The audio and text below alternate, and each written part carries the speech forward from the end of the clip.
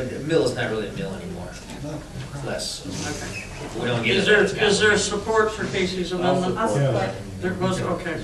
Tamara supported. Okay. Let's take a vote on the amendment. Costanzo. No. Locke. Yes. Lublin. Yes. Osnick. Yes. Robertson. Yes. Ambrose. Yes. Ackley. Yes. Thank you. Now we'll take a vote on the main motion.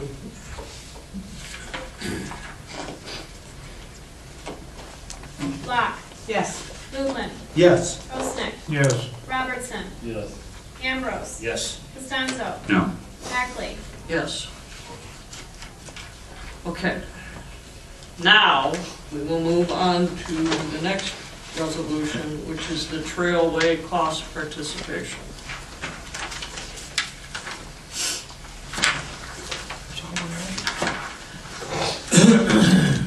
Who would like to begin the discussion on this? I will, I guess. You will, you guess? Yeah, I'm confused with this next resolution. Isn't this basically what we've already approved? And the sharing part of the 420 or whatever? Are we reapproving the same item? That's my, No, numbers 1 and 2, I believe, are the 420. Then you get into the overruns and the extras. well, yeah, I guess I understand that. Yeah, because item number 3, it says the parties understand the construction costs of blah, blah, blah. The parties will be responsible to pay any additional construction costs above the grant amount and local share. So if we're in Were we there before? 30%, we're in. So in other words, Exactly where we were. Okay, let's talk one at a time, All right. please. So basically what we would be doing is we'd be on the hook for an indeterminate amount of money, depending upon how much the cost overruns are. So, and you know doggone well that there are gonna be cost overruns. I've yet to see any project that's been undertaken locally that's come under budget. Okay, what are number 4, the non-participating costs? What do those include? Those number 4 non-participating costs are actually included in the 420,000. Actually, what? Those are part of that 420,000. Okay, so they're part of the 420. Yeah, this is written a little confusingly, but And then number 5 is the 1.3 that we have a promise for. Okay. yes. And number 6, okay, that's simple enough. And number 7, okay. So the purpose of this resolution is for Wixom to accept the grant. It basically commits the city to more than the 420. It says we're here for the 420, we're here for the entire project. We've already decided we're gonna pay that over 6 years. Right, but what happens if we don't get the 1.3? We're now signing away or joining in the liability to be responsible for that with the other communities. This is where this is what's initiated this conversation to begin with. Yeah, go ahead. Steve? Yeah, so I mean, the language in number 5 just says that additional funding sources must be engaged for that $1.3 million shortfall. It doesn't really commit you to doing any course of action. It just says that we're going to have to find some other monies.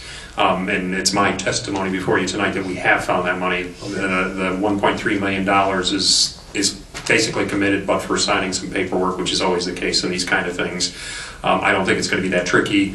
I'm not in the mood to turn down a $1.3 million grant, and I don't think that Commerce would be, and I don't think Walled Lake would be if you're looking to get this trail developed. So I don't think that's going to be an issue. Getting back to Councilperson Robertson's question there, I wanted to address why this is back when it might be considered a little bit redundant to that prior action of committing that. The reason that this was done is because I'm City Manager Witt's right. I'm looking out for Wixom on this one because you're committed to the 420,000, but there's no when am I going to get the 420,000? We're still negotiating. So this says Wixom will front the full cost of the grant, but I get the right to ask you to pay me your portion of it, and you have 30 days to pay it back. So it just puts a time certain on it from the city of Wixom standpoint so that it doesn't become I'll pay you Tuesday for a hamburger today kind of thing from the Popeyes days, right? So it was just trying to put a little bit of certainty to it. Yeah. Steve is doing exactly what I would do. No, if I right, were- but Well, you no, said, don't believe me, I understand what Right. he's doing. So that's the only reason why it's back before you, just to kind of codify that I'll make a reasonable request and you'll pay it in a reasonable amount of time, I guess is the point. so for the record, when would you anticipate asking for that money? Whenever we get down to construction, so we're gonna have a process, MDOT is actually gonna be driving this process going forward once we've certified the TAP funds. And that's what I was sort of alluding to earlier when I mentioned, it says in the event the trailway at number 5, in the event the trailway is named recipient of such grant funds, it shall, as required by the conditions of the MDOT TAP grant, pay over the proceeds to Wixom for transmittal to MDOT for them to basically administer it. So that would be at that point in time. So if we're going to take in that $1.3 million, we might have to front that money and get it to MDOT so that they can administer that money as well. It's all going to be kind of funneled through MDOT since they're funding the majority of the project with that TAP grant. And they'll be letting the RFP. So they'll be putting the bid out there to get construction started and awarding that construction bid and then getting started. And it's probably going to be in the spring of 2019 when construction would start. And that's when we would start to incur some costs. I would think the funds should be tied to a level of completion or something like that. Well, no, on a grant though, he's got to fork over the money. Yeah, you gotta No, fork- Wixom is forking over the money, he just wants his money, it's not just. Yeah. him. I'll never ask for it in advance. It's a 30-day, we'll expend it and then we'll say, by the way, your portion of what we had to expend was this for Walled Lake and that for Commerce. That just codifies that there's a period of time that you have to pay me back. Pay the city of Wixom back. Being that you're real neighborly, Yeah. take in the letter. Yeah, right. Even on, Cast we and both stone go or across the asphalt, hills. the gravel will be asphalt, there's no. Yeah, that's the current plan is asphalt, right? And there's a lot of reasons for that. There's been surveys that's what the user base would like to see, 60-70% support for asphalt over crushed limestone. And as the gentleman from the Parks Department there mentioned earlier, there's some downsides to that. You limit your user base. People that might want to use the trail wouldn't be able to if you're not going to do asphalt. So Mr. Witt refers to it as the Cadillac version of it, and I don't disagree. That's the better version, the more usable version of the trail, and I think that's what everybody on the council wanted to see. So, and I think that's based on information that we gathered through surveys and things like that, and open houses that were held and things that we Because up did. north, limestone's exclusively used, you don't see a paved trail hardly. He's right, they operate snowmobiles on them all winter long, I mean, Right. it's not a non-motorized trail for sure. Look, limestone works very well in certain circumstances. We just hadn't made the decision as a group that we wanted to pursue asphalt. Okay, are there any more questions? I guess all of the agreement makes sense, except the additional cost section, which is the kicker, Which number? number 3. It is always the unknown. Right, It's and always I'm not unknown. comfortable with that. No. Are we Was willing that- to just put it down there that we Steve, will that's due to take this on that contract versus the responsibility? last contract? That's in total relation to the terms and conditions that are imposed on the Trailway Council by the MDOT TAP grant. If you accept the MDOT monies, their guidelines are such that if we put it out to a bid process, I'm just making it up, so if it's $1 million, right, say it's gonna go, we expect that it's gonna cost $1 million. If it comes in and it costs $1,099,000, that's less than a 10% increase, and they can go ahead and award the contract, and we just have to make payment on that additional $99,000. If it comes in at $101,101,000, we as a group can say that's over 10%. Wait a minute, we need to go back and rebid this project and get the cost more in line with what we expected. But the MDOT guidelines allow them to make the decision that if it's up to 10% over, we're just going to move on and proceed with the project, and you just have to make good with the additional funding. Now, we do have potential possibilities for that as well, depending on, we have a gentleman that came forward and funded the grant process that might be amenable to helping with that funding issue. Nothing's been codified on that front, but there's been talks on that front. So, and it's a hypothetical. Colleen mentioned that cost overruns do occur. And this would be an advanced cost overrun just if the bids came in within 10%, we'd be stuck for that difference. If it goes over 10%, we can rebid, is a summary. Why are we doing this before our millage is decided in November? Because they need to move ahead. Because they have to submit the grant. It's gotta go fast. Everything's gotta go fast. Yeah, as I mentioned earlier, I'm proud of how fast we're moving, but I do recognize that that causes problems because I think it is moving quicker than people anticipated. And Colleen referenced the fact that you had it in a plan, but it wasn't for 2019 necessarily, so I can appreciate that. It's a good thing, Two different issues. but it comes with consequences. So even though they see the two different issues, the one thing has to happen, they want that to happen even if there's no millage. The millage is for us. Really, yeah, That's two for different us to issues. stabilize our budget. What the manager is asking is, or what he's We're into explaining this is, agreement he no needs matter. that done, and you need to do it with your eyes open, knowing that there's a 10%, you know, Could but cost us that's- It'll overrun. 45 grand. that's the nature of this, and, Yeah. you know. So this Grid- only obligates us for an extra 10%, Correct. Possibly. possibly. Well, the way the manager explained it, 10% allows us to take another vote. If the Over trail, 10%. if the trail council, if the trail council takes a vote and one member says, I'm not spending the money, then it has a whole nother effect, and you don't need to go there. One member can kill it. It would appear, I would give that to the lawyer to make sure that happens. So you're basically talking about 10%. And getting to the councilperson's question about why now, the point is coming where we're going to have to certify the funds on the TAP grant where we actually formally accept it. We were waiting for this answer on this $1.3 million shortfall, and now we have that answer. So once these things start to flow, everything's going to start to move fairly quickly, and that's why we would have to certify the TAP grant, and then we start to get to the point where we need to have these kind of agreements in place, because I'm going to be signing Wixom, as the city of Wixom, somebody had to step forward to be the applicant for the TAP grant and then to be the recipient for the TAP grant. We've accepted that responsibility, but once we sign on the dotted line to certify the funds, we've accepted responsibility for taking that money and committing the match money that's coming from the locals. And if we don't have an agreement to get that covered, then I wasn't comfortable, and that's why we were looking to get something in place to codify it. And our plan includes the depot parking lot completely redone, drainage, Right, the paving of the parking lots involved in that initial project scope. curbs, the whole thing is part of that. Right. The building is the only thing that's not Not getting cut, questioned. which is not what people thought. People thought it was going to get that, but I think we've had open discussion, transparent discussion, so we go out here knowing that that's not going to get done. With the millage, if that happens, we can do that too. And I'm sure there'll be a lot more discussion with that millage now, so that will help. Okay, Okay. are we ready for a motion on, I'll well, make, it'll be eight, you know what, we did do that other one as 1834, so I guess this one's gonna be 2018-33. I'll make that motion. You just did them out of order. Okay, we've got a motion, is there support? Support. Okay, we have a motion, we have support. Is there any further discussion or questions of Steve or John? Okay, Thank you. roll call, please. Lublin, No, Osnick, No. Robertson, No. Ambrose, Yes. Costanzo, Yes. Locke, Yes. Ackley. Yes.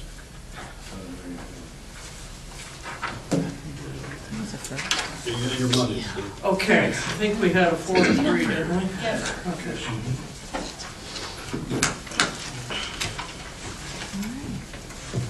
Alrighty, Thank you. moving on to the next is second reading of C 339-18, the zoning ordinance. Amendment regarding expression of variances. Thank you. Move second reading. Is there any comments on it? Roll call, please. Osnick, Yes. Robertson. I'm sorry, Ambrose, Yes. Costanzo. Yes. Locke, Yes. Lublin, yes, Ackley. Yes. Okay, the next, we're going into new business. We have a project status update and timeline. Gentlemen, thank you for your patience. You're on board. Thank you, Madam Mayor and City Council. I'm Brent Levan with Boss Engineering. I'm not here all the time, but I'm here on occasion. Recognize many of you, obviously. So we're here this evening to give the presentation and update on the Tri-A project.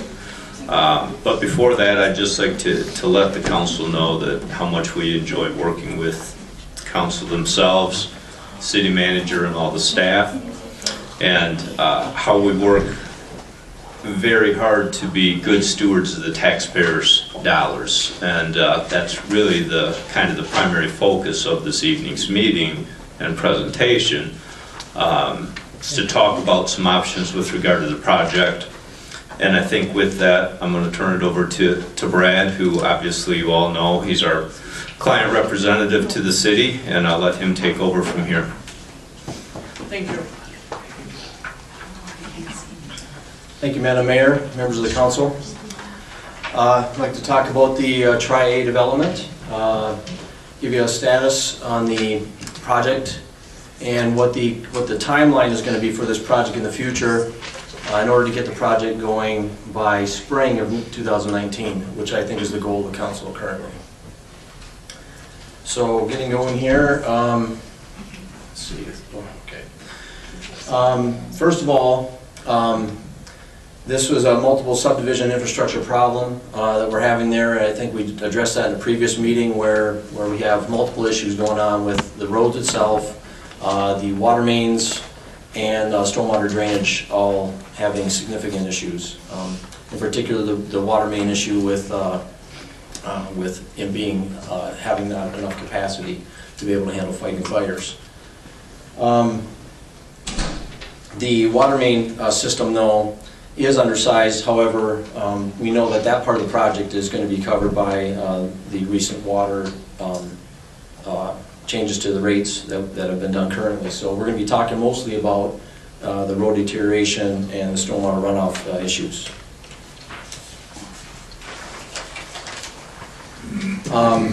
The council authorized us to do the surveying and the design work back in spring, or authorized us to start doing that work with construction, as I said, back for 2019.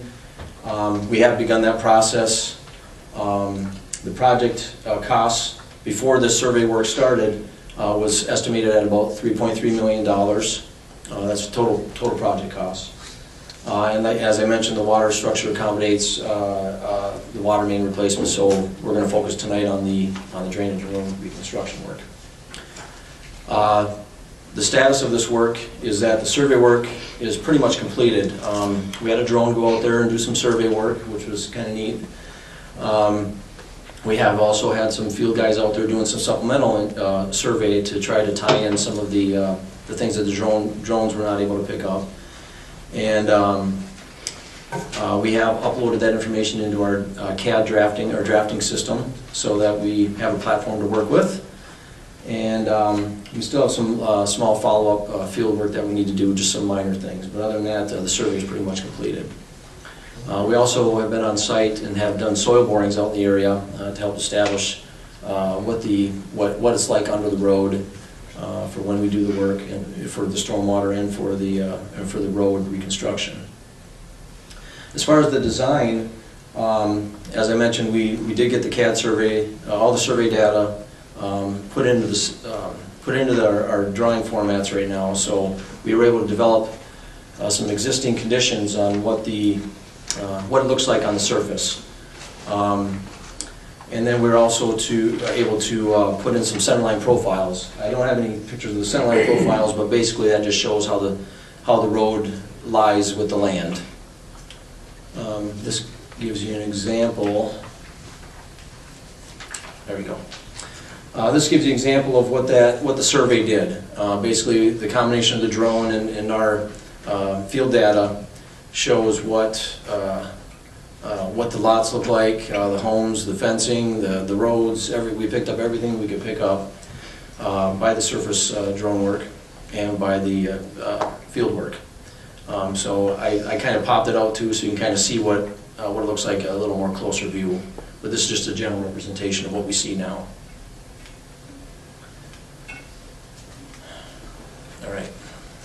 Now this this is a little update to that. This actually shows all the utilities as well. So we picked up all the water, the storm sewer system, the sanitary system, anything that the survey picked up, and also information that were provided us by the GIS platform that we have for the sanitary and the water and the storm, all three. So we got all that information in there right now, and we are currently working on getting more information from the private utilities to also throw on these drawings. So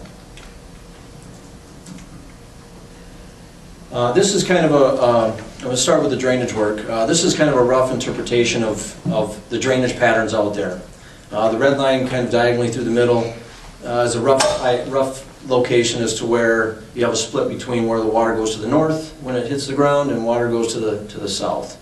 The southwest corner, or the bottom left corner of the picture, is the wetland area we know as Area H wetland. The area to the north is basically a pipe that goes almost right over where that arrow is, and it drains into a branch of the Greenaway Drain, which travels from the northern tip of that arrow kind of going due west, and then it goes eventually across the road near City Hall here, and then across the rail trail and over to Wolverine Lake. Is that water pumped uphill? Is it pumped uphill? Currently it is not. So basically what's happening out there is water just kind of lays, it drains very slowly, I'll put it that way. That's one of the things that we're working on, is trying to improve that area by ways of pumping is going to be our suggestion in that regard. So we'll get to that at some other point in the future.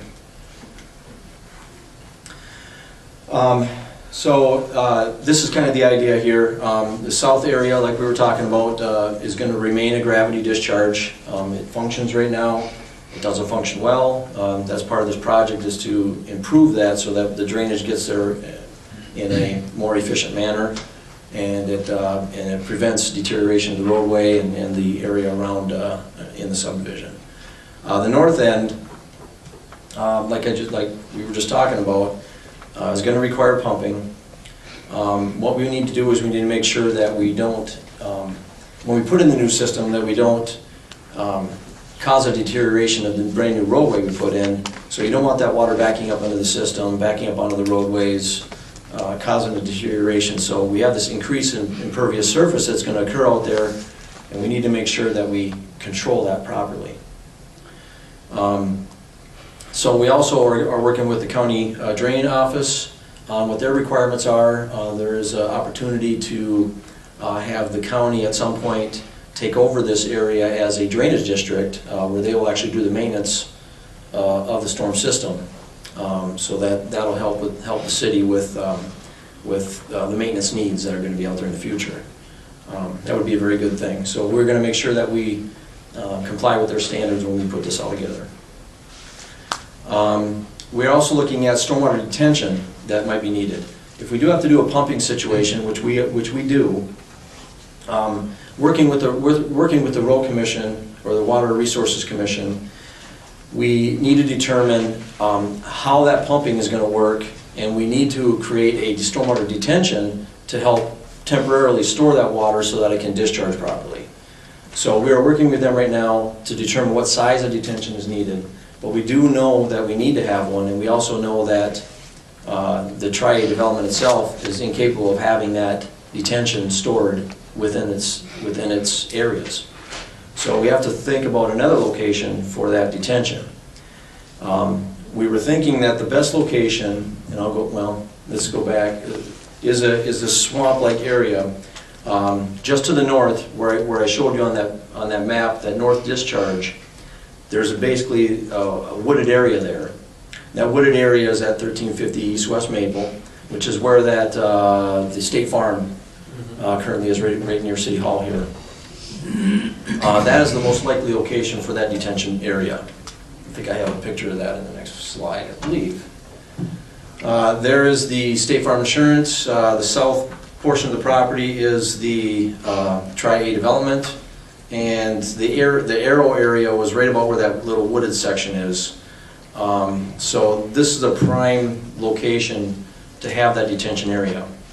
The size of it is still yet to be determined, but we feel like at this point, from conversations we have with the county at this point, that the detention basin will be able to fit on that parcel. If for some reason that's not the case, then we may have to go to the adjoining parcel to the east as well. I just don't see that happening at this point, though. I guess the one thing to mention about that too is obviously it is on private property, so there's going to have to be some coordination that's going to have to be done in order to obtain that property or get some kind of easement or some kind of acquisition to be able to utilize that properly. Now regarding the streets, the initial project cost estimate used that you saw in the budget process, that $3.3 million, was what we consider the most economical version of what can be done out there with curb and gutter. Basically, it's just a standard width roadway, curb and gutter, improved drainage improvements, that kind of thing. We didn't involve any additional accommodations, any other things that the public might want, things of that nature. So what we thought was, and actually at the city's direction, we wanted to look at some other possibilities and what could happen out there that might benefit the residents out there. Obviously, it's going to change the economics of it a little bit, but there are also some benefits with doing some of these things. So I'm going to get into that in a minute as to some of these options. Now, due to the grading limitations out there, we did keep all of these options with curb and gutter. We didn't make any of these sections into just a drainage to a ditch. We don't feel like that's going to be the direction of this unless it has to go that way. But we think that's the most suitable option for this system. So all these options that you're going to see here are based on curb and gutter layout. All right, come on. Okay, here's the first option. This is the one I was just talking about. This is we call it the Buick option because it has the curb and gutter, so it is a little better than the Yugo version. So you can see that it's curb and gutter street, just standard. You fit one vehicle going both directions. I did add also some sidewalk on the outsides, just for reference purposes, as obviously it's optional at this point. But it is something that can be considered by council too at some point when I go through these options. The next option says, okay, let's widen it out just a little bit more and create a bike lane. Basically what that does is adds about maybe 4 to 5 feet of width to the roadway, but it also creates a bike lane that can be used for pedestrians in the area if they want to ride their bikes around or whatever. Costs are, just in a general sense, you're adding about 20% or so to the cost of what the standard cost was. So. The next option is just slightly wider than the one I just showed you. This is with parking on one side of the road. There's no bike lanes here because if you have parking on the road, you have to have bike lanes really on both sides of the road. So if you put parking on one side, you can't have bike lanes anymore. So this just shows an option to have parking on one side. A little bit wider, a little bit more cost, but there's a benefit as well because you're able to have parking that you didn't have currently. And obviously the fourth option, parking on both sides of the road. Now this is obviously the widest option, and you're looking at from the Buick version to this version, you're looking at almost a 50% increase in the road costs. Okay, so, and also I have the curb and gutter, or I mean the sidewalks located on there. Again, that's optional. Those are things that we need to talk about as far as whether you want us to get numbers for those things when we present at the next meeting, which I'll give you the timeline on that shortly here. This is the Buick version again. This just kind of gives you an idea of, okay, what does it look like on the top view of the area? Okay, basically the road's reconstructed here. This is what it's going to look like. This also shows the sidewalk. So I just wanted to kind of give you an idea of that.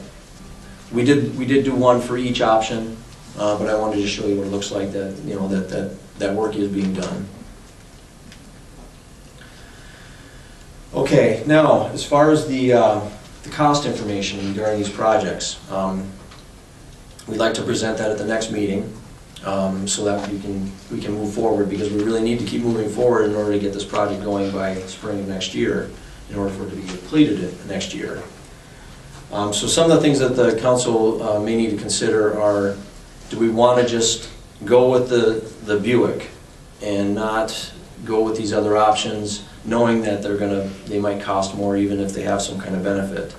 Or do we want to get this, do we want to proceed with getting these other costs, trying to determine all the scenarios that we can put together, and then make a decision at that point, maybe get some of the public involvement in some of the public meetings that we're planning on having in the near future as well. Or maybe something that I didn't bring up here in this meeting that you guys want to include, feel free to let me know so we can incorporate that in the meeting as well next month. So I have this timeline that's coming up here, and we do have some public open house meetings that I just mentioned that are going to be happening with the public, and this is subject to your control as to how many public meetings you think are necessary, and what kind of meeting structure you might want to have. So tonight's meeting just provided the overview of the project.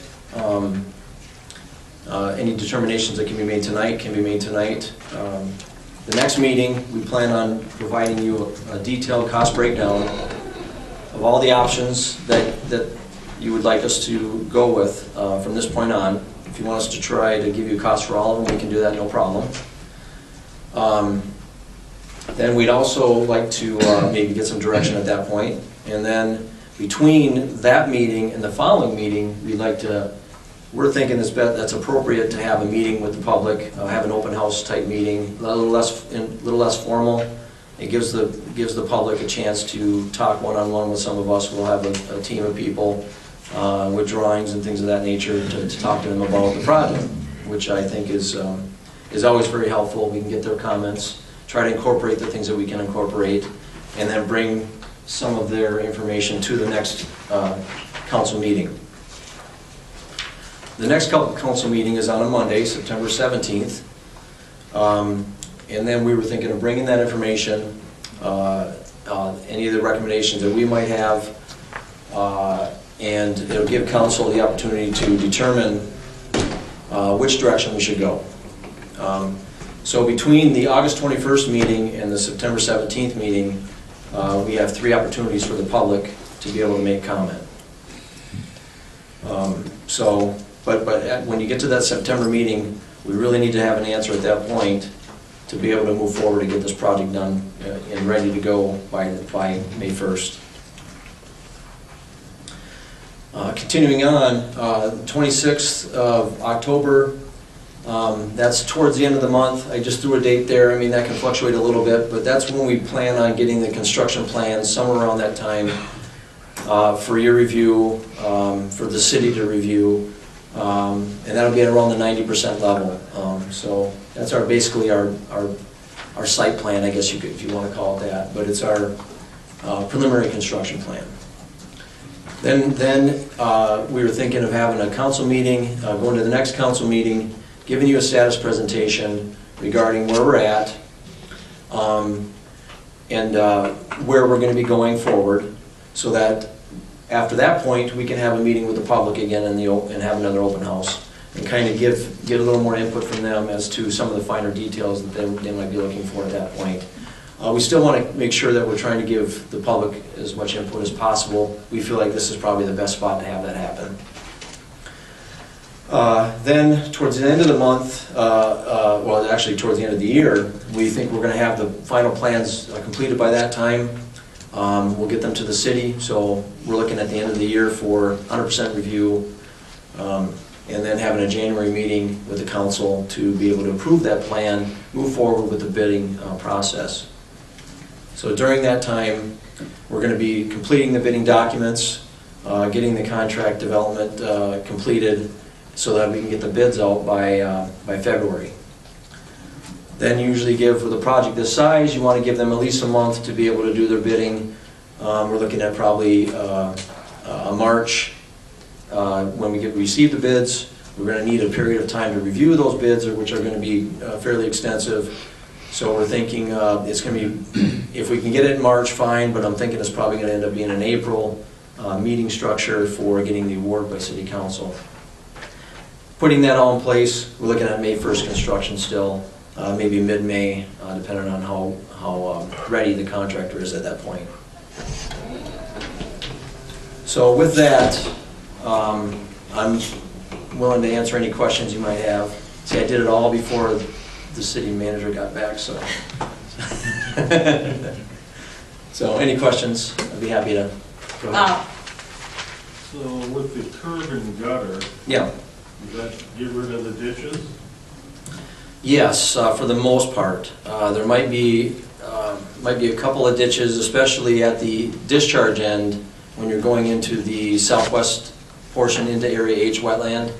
That area, which is down here, may still have a ditch going through that way. The side yard.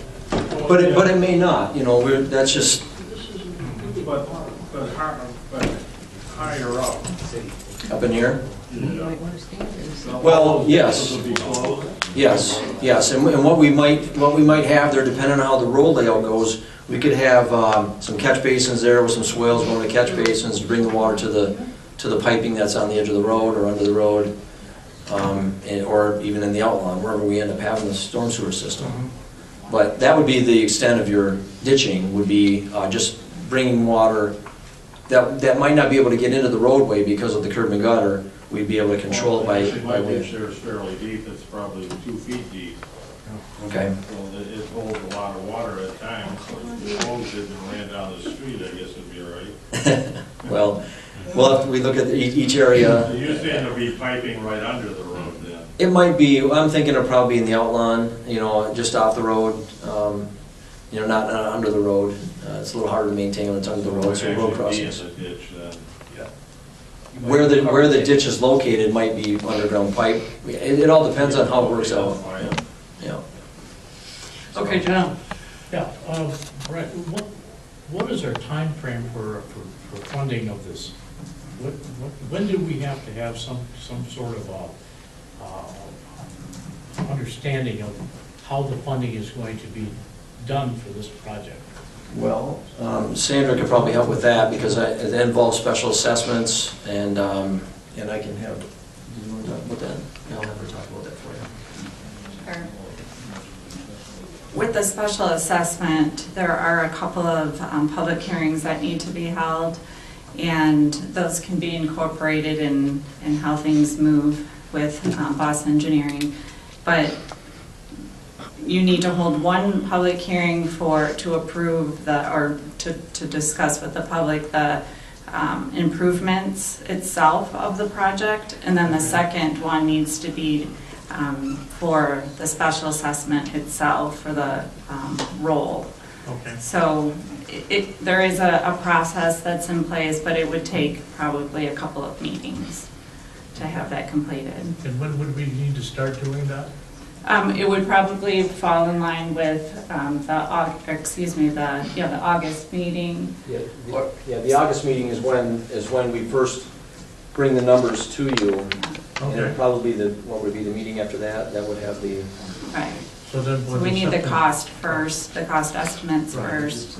So once he has the cost estimates in August, then we'll be able to make a determination as council as to what we Exactly. want and how we want to parse this out. How to fund it. Right. How to fund it, how to parse it out, Exactly. what we're going to do to fund this thing. And I would, once I have those cost estimates, I'll be able to give you, each parcel, there's 100 parcels in that neighborhood. I'll be able to give you a breakdown of, each parcel if you wanted it, or an average to the homeowner. So if you're going to, let's say you live on a corner, and I know somebody who does. Right. Am I going to pay 2 front yard fees on that? If the special assessment is by footage, you would pay more.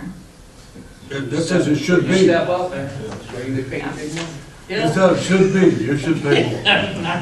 Brad, what is the existing width of the road now? I walked there. Is it a 50, a 44? Well, Where it would be? well, what it would be, Yes. right now, it is about 22 foot wide. So, that's, well, 20 to 22 foot wide. It kind of varies a little bit going through there, yeah. That's it. Yeah, it's not very wide. And what this would widen out to would be 11 and a half foot wide lanes with the curb and gutter as well. So it would automatically go to About 20. 24, About 26. Yeah, 20, let's see, 20, be 23 plus 6, including the curb, so 29.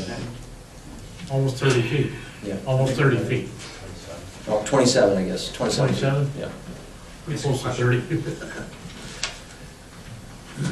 When this part of this project, that would include the water mains replaced as well, right?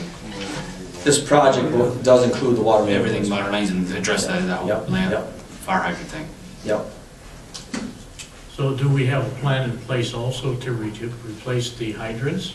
Yes, the entire water system there will be replaced. I mean, the water services to the buildings won't obviously, but the main line, the entire main line system will be replaced, including hydrants, valves. Right. Is there going to be a provision for looping as far as the water lines and stuff? Well, the water lines will be pretty similar to what's currently out there. Right now, the water main does go all the way around this whole system. Okay. It goes up each street. It also comes around here, and I believe there's another connection over to Sparks Lane right here, and the connection also goes up here. Okay. So it'll be all looped. Okay. It'll be accessible from 2 different directions, so yeah, there's... So if you have an issue one place, you can shut it down? Yeah, oh yeah, definitely. We'll make sure it's valve, you're able to valve things off and... So are we going to get the complete cost at the next meeting? You get the complete cost of various... Water, drainage, and road? Water, we could have water as well, yeah. So, Yeah, we're drainage and road for sure, because those are what the special assessments are gonna be related to. Okay, But we can also give you the water numbers just so you have them. that would be prudent. I think it would be great. yeah, when we did the millage increase a few months back, that was for part of this project too, was it not, that look ahead? The water. When we did the water, or not millage, but when we did the water rate increase, The water rate increase, was part of, to help address this situation. was it yes, it not? does help address the Only situation. the water portion of it. Only the water. Just the portion, water. For the water mains is what we did it. Correct.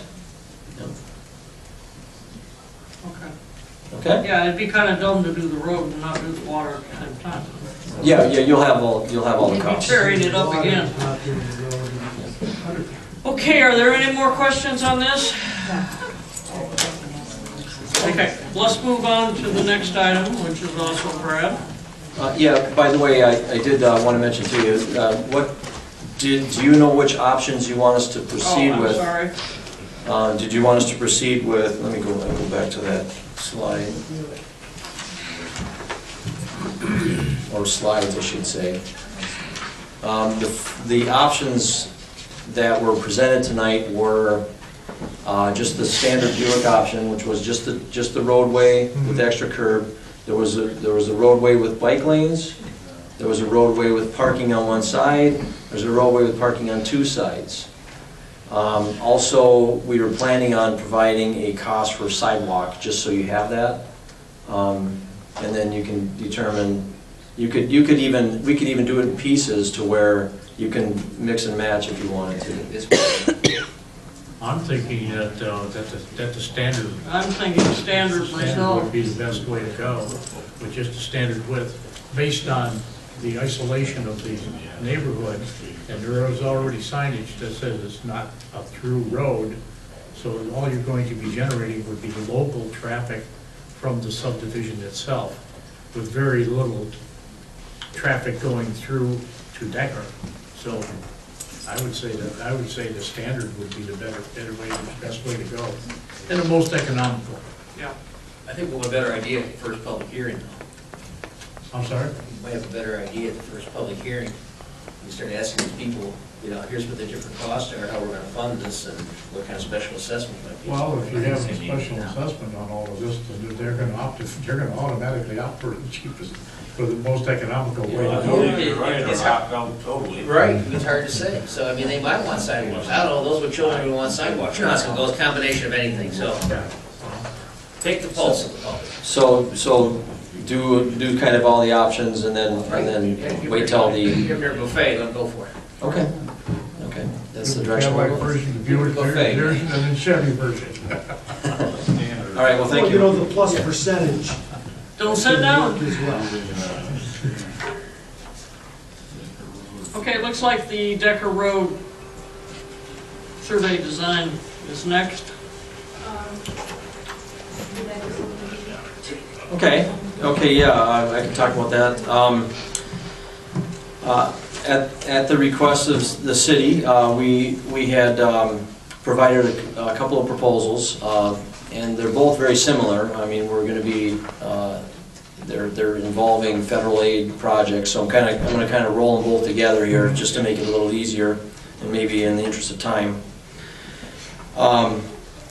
So we provided a proposal for civil engineering services for roadway rehabilitation, for the design of that, for both Decker Road and Ladd Road. And the Decker Road project is the remaining portion of Decker Road from West Maple down to 14 Mile, and then on Ladd Road, basically from Maple going north to the city limits.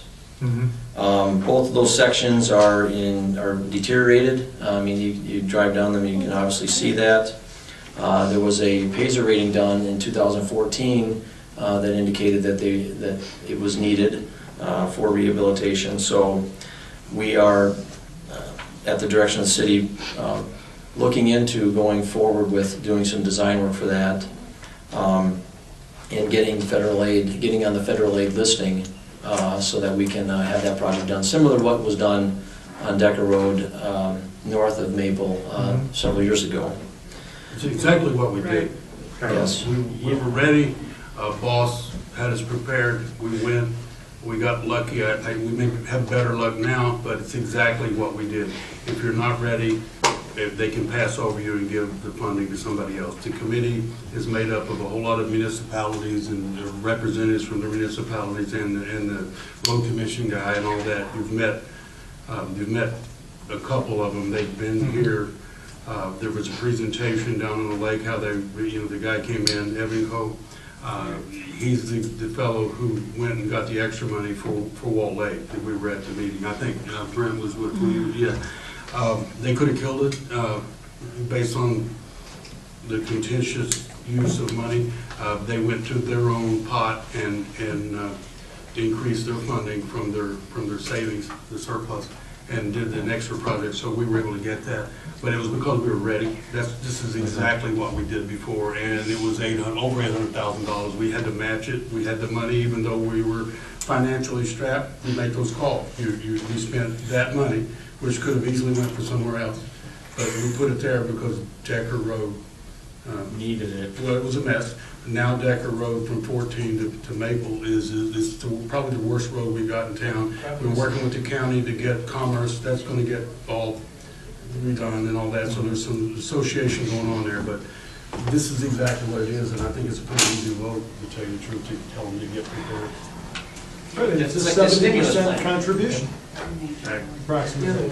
That's, I mean, it's money that they're gonna give you up, but if you're not ready, they pass over you, and that's why we got Decker done to begin with. They passed, Brent, you remember who it was? It was Pontiac, wasn't it? Pontiac, they passed over Pontiac?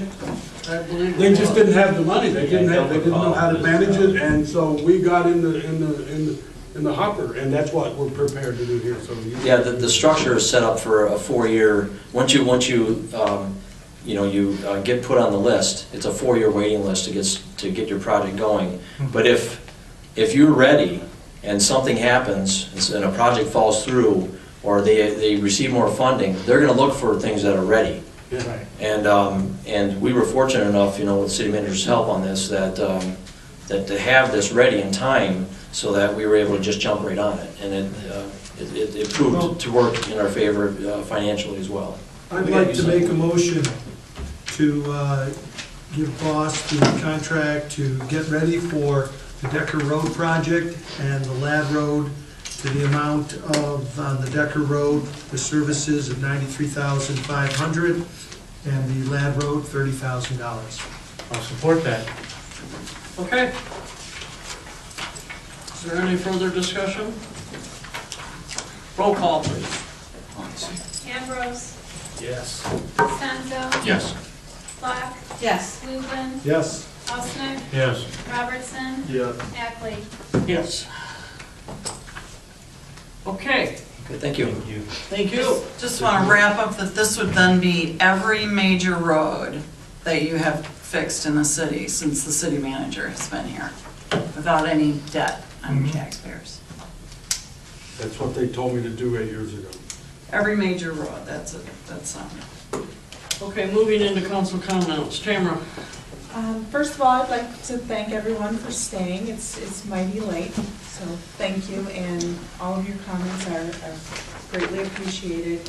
But Ms. Coogan, it's been a pleasure working with you, and you will be missed. Thank you. I concur with Councilwoman Locke. We're going to miss you, Colleen. We Thanks. appreciate all that you've done, and you've helped right the ship. Thank you. And it was a great beach party It was. last week, or last month, and our people We have rode it together. one surviving Yes. unicorn back there. That- You know, thank you. Well Around done. Ms. Pesta Miranda worked Grove. her- worked No, on it. all Miranda and Hannah and Cheyenne, all them, I give them the credit, they did a lot of work. That's it? Done, Beth? Yes, thank you. Bob? I too will miss Colleen. I think she's done an excellent job, and I'm sorry to see you go, but I understand. Gabe? Hi, I just have removed it from the beginning of the meeting. Is there a way to get a copy? I had asked for this during the budget meeting when we spoke briefly about it, about our pensions, our liabilities. Is there a way that council can get a breakdown of like who's getting what and breakdown of our pension liabilities, maybe as we head into over the course of the next year to look at different options that may be out there, but I'm requesting official, like a breakdown of who's collecting our pension and healthcare benefits and what can, or the future legacy cost of how we can, how can we get a copy of that to see exactly the breakdown of where these costs are going and try to find solutions as a group, each of us So is. we've already found all the solutions we can on a big chunk of this. The liabilities are not broken down by person. No, they are broken down by division. So they're not broken down by person. So that the only piece we break down by person is our retiree health care obligations, which is not your big problem. It's some of it, but it's not your big problem. So no, we can't look at your $10 million liability and say, here's who owns each piece of that. The MERS reports are available, assuming you can distill from that what you want. But MERS, people get in, that's based on their age, it's based on their time of retirement. One of the things that wasn't accounted for even when I came is that they're going to do a redo on how long people live. And they decided even after we made our adjustments that people were going to live several years longer. Well, that immediately runs up the liability. But they don't go through and say, this guy's going to retire. My liability for retirement is going to be less than hers because I'm probably not going to last that much longer. But the guy who retired, the gal who retired at 50, you're paying that person until they're 80 or 70. Or 90. Or 90 nowadays, yeah. So, but they don't break that down. They just do the ages, and that's something you have to do. And they do that so it doesn't get personalized. And I guess, because so we've addressed the benefits that have been promised cannot be changed. So there's nothing you can do about the liability. nothing, except pay it off. And maybe, you know, the only thing you can do is take care of the future benefits and the current cost. So that's called your normal cost, which would be, what does it cost for you to employ me this year for my pension cost? And the city has taken the normal pension cost. So in other words, if we were to fully fund it every year, the normal cost of the pension is the lowest it's ever been in the city's history.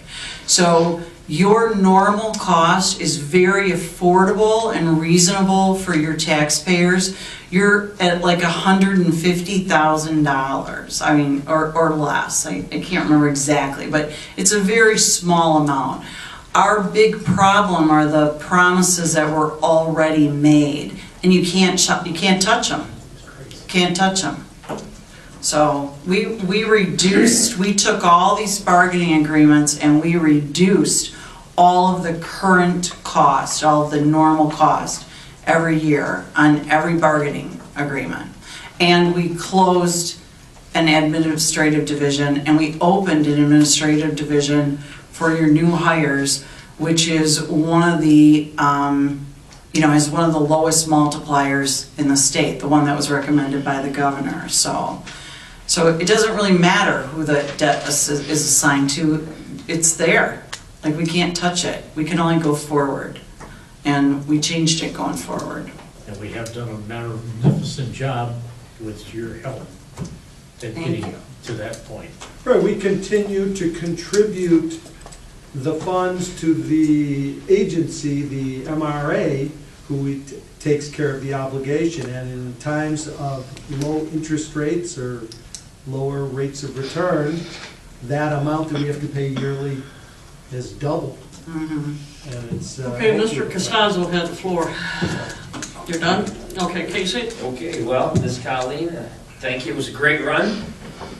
Loved it, I know we couldn't have done it without you and the direction of the city manager, and it's always about the numbers, and we finally got the numbers in a competent, professional manner that we could strategize how we could attack this and go forward, because, unfortunately, the writing was on the wall, and you can only get to it, I guess, when you get to it, when you got the numbers. So for that, we thank you. It was a fabulous job. We appreciate it. Thank you for being part of saving Walled Lake. Thank you. Mr. John? Colleen, you're great at applying a Band-Aid. You came in, we were hemorrhaging money. You were hemorrhaging money. We were hemorrhaging money. We were this close to calling in the Fed, the state, and saying, we're bankrupt. Mm-hmm. There's no doubt this was a turnaround project, and it was great working with you. Between the city manager, yourself, and our new accountants, or our auditors, I should say, of John Pfeffer, you guys worked overtime that first year just to find out all of the paperwork that needed to be had in order to make the situation whole. We went overtime that first year. We were behind time as far as our reporting to the state. But the next year, and every year after, with your help, we were on time and A-okay. And then this year was the culmination, and we get the commendation. Thank you. Thank you for your service. Oh, and when you're in Ireland, do not kiss the Blarney Stone. I have heard reports. I have heard reports about what they do on the Blarney Stone. I gotta do it. And usually that's the last thing you remember. That's The Blarney Stone, the rest of that was, You're now gone, You're flashback. hanging with the Blarney Stone. Indeed. Are you finished? I am done. Okay. I will start out by saying I can only echo my colleagues. Colleen, I think you've done a fabulous job. Thanks, Mayor. We'll miss you. Thanks, Mayor. I hope you enjoy your time, your grandchildren, and everything. Thank you. Okay, first of all, tonight, I would appreciate council accepting in sending the letter of thank you to Mike Mauer, who serves on both our DDA and our Planning Commission. He has either left the city or is soon to leave the city, I'm not sure which, but he has submitted his resignation, so at this time I would like you to accept. I'll make that, I'll accept his resignation, and for information, he moved to the dark side. He went to Novi. Yep, fire and Nova, yeah. It was his wife. Is there support? I'll support that. Okay. Well, let's do a roll call. Give your dollars. Costanzo. Yes. Black. Yes. Lublin. Yes. Osnick. Yes. Robertson. Yes. Ambrose. Yes. Ackley. Yes. I'm not ready to make an appointment or a nomination yet to the Planning Commission, but I am going to make one to the DDA tonight. And we have the gentleman sitting in the audience who has come forward and is willing to serve, and that is Mr. Steve Atwell, longtime business owner and strong supporter of the city of Wall Lake. So he's turned in his application, so that means he agrees to this. So at this time, I will make a nomination of Steve Atwell to the Downtown Development Board. And I appreciate it. And I will accept that nomination. I will support that nomination. Well, you can do that by approving the resolution. I will do that by approving the resolution 2018-35. Is there support? Support. Any comments? Roll call. Roll call, please. Black. Yes. Lublin. Yes. Osnick. Yes. Robertson. Yes. Ambrose. Yes. Costanzo. Yes. Ackley. Yes. It is, the second one is a character that we all know and love, and that would be to appoint Mr. Bennett Lublin to the LACF, which is the Lakes Area Community Foundation. They're low on members. We need 2 from the city. I am on the committee, or on the foundation, and our hope is that Bennett has accepted it, and he will be the new treasurer once we get him on board. There's a meeting next Wednesday, so that is our intent, and so that is my nomination. If you accept that, I would ask that you approve the resolution, which would be 2018-36. I'll make the motion to approve resolution 2018-36. I'll support it. And I was specifically asked not to tell his wife, so mum's the word. He did not commit to another committee. I did say that, didn't I? I did say that. Don't tell my wife. So, Bob, you can't tell her if they come jogging by the house. You gotta keep your mouth shut. Roll call, please. Lublin. Well, do I vote for that? Or I don't? Yeah, you're not getting any money, so I don't think you got any financial worries here. No conflict here. Osnick. Yes. Robertson. Yes. Ambrose. Yes. Costanzo. Yes. Black. Yes. Ackley. Yes. Thank you. So hopefully next month I will come back to you with someone to fill the shoes on Planning Commission. And that is all I have tonight, so let's adjourn this meeting, 11:45, it's time to go home. Very sorry to hear about your.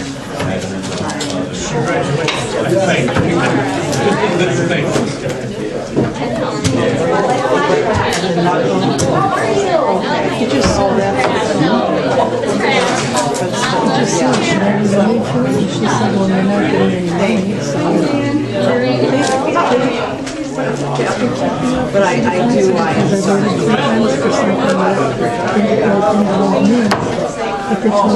Congratulations. Walk down and talk to Not much. kind of political hostile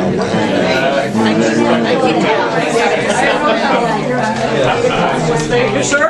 I'm not political. I know. I'm a fucking resident. I know.